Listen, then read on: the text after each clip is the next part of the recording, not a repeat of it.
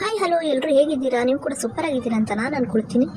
ಸುಡುಗಾಡು ಸುಂದರವಾದರೇನು, ಅರಮನೆ ಸ್ವರ್ಗವಾದರೇನು, ಮನುಷ್ಯನ ಮನಸ್ಸೇ ಹದಗೆಟ್ಟು ಖುಷಿಯನ್ನು ಕಾಣದಿದ್ದಾಗ ಎಲ್ಲವೂ ಶೂನ್ಯ ಅಲ್ವಾ?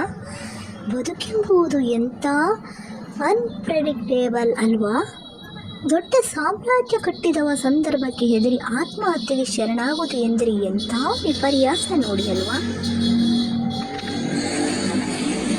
ದುಡ್ಡು, ಚಿನ್ನ, ಕಾರು, ಸಂಪತ್ತುಗಳು ನಿಮ್ಮನ್ನು ಉಳಿಸಲು ಸಾಧ್ಯವಾಗಲೇ ಇಲ್ಲ.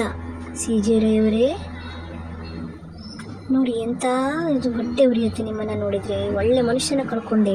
ಹಣ ಇದ್ರೇನೆ ಜನ, ಹಣ ಇದ್ರೇನೆ ಮರ್ಯಾದೆ, ಹಣ ಇಲ್ಲ ಅಂದರೆ ಏನೂ ಇಲ್ಲ ಅನ್ನೋದು ಇವರನ್ನು ನೋಡಿ. ಇವ್ರ ಹತ್ರ ಹಣ ಆಸ್ತಿ ಏನೂ ಕಮ್ಮಿ ಇರಲಿಲ್ಲ. ಭಗವಂತ ನಮಗೆ 3 ಹೊತ್ತು ಊಟ, ಸಣ್ಣದೊಂದು ಕೆಲಸ ಕೊಟ್ಟಿದ್ದಾನೆ. ಆ ಕೆಲಸದಲ್ಲಿ ನೆಮ್ಮದಿ ಇದೆ, ಅದರಲ್ಲಿ ಖುಷಿ ಪಡಿ. ಹೌದು, ಚಿಕ್ಕ ಕೆಲಸ ಆದರೇನು, ದೊಡ್ಡ ಕೆಲಸ ಯಾವುದಾದ್ರೂ ಕೆಲಸನೇ ಅಲ್ವಾ? ಕೆಲಸಕ್ಕೆ ಒಂದು ಮೆಚ್ಚುಗೆ ಇರಬೇಕು.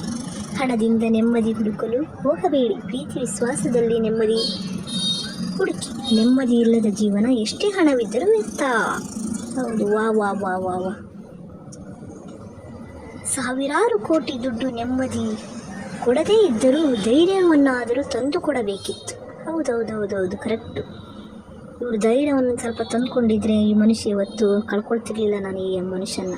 ಸಾವಿರಾರು ಕೋಟಿ ಹಣವಿದ್ದರೂ ಕೊಳ್ಳಲಾಗದ ಏಕೈಕ ವಸ್ತು ಎಂದರೆ ನೆಮ್ಮದಿ. 1000 ಕೋಟಿ ಅರಮನೆಯಲ್ಲಿ ಕಟ್ಟಿಕೊಡಬಹುದು, ಆದರೆ ಅಲ್ಲಿ ನೆಮ್ಮದಿಯನ್ನಿದ್ರೇನು ನೀಡಲಾರದು. ಹೌದಪ್ಪ, ಎಂಥ ಅದ್ಭುತ ಲೈನ್ಗಳು. ಒತ್ತಡ ಅನ್ನೋದು ಹೆಚ್ಚಾದಾಗ ಮನುಷ್ಯ ಎಷ್ಟು ಬಲಿಷ್ಠನಾದರೂ ಕುಗ್ಗಿ ಹೋಗುತ್ತಾನೆ. 100% ನಿಜ. ಲೆಕ್ಕವಿಲ್ಲದಷ್ಟು ಹಣ ಸಂಪಾದನೆ ಮಾಡಿ ಐಷಾರಾಮಿ ಬಂಗಲೆಗಳನ್ನು ಕಟ್ಟಿ ಸುಖದ ಸುಪ್ಪತ್ತಿಗೆಯಲ್ಲಿ ಮೆರೆದರೂ ಕೊನೆಗೊಂದು ದಿನ ಸಾವು ಎಂಬ ಪಾಶಕ್ಕೆ ಬಲಿಯಾಗಲೇಬೇಕು ಅಲ್ವಾ? ಹೌದು.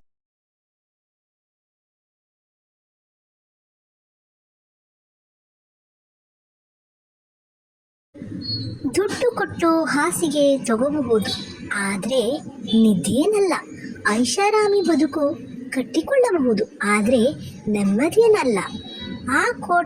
ಆ ಕೋಟಿಗಟ್ಟಲೆ ಆಸ್ತಿ ಇದ್ದರೂ ಮನಸ್ಸಿಗೆ ನೆಮ್ಮದಿ ಇಲ್ಲದಿದ್ದರೆ ಬದುಕು ಶೂನ್ಯ.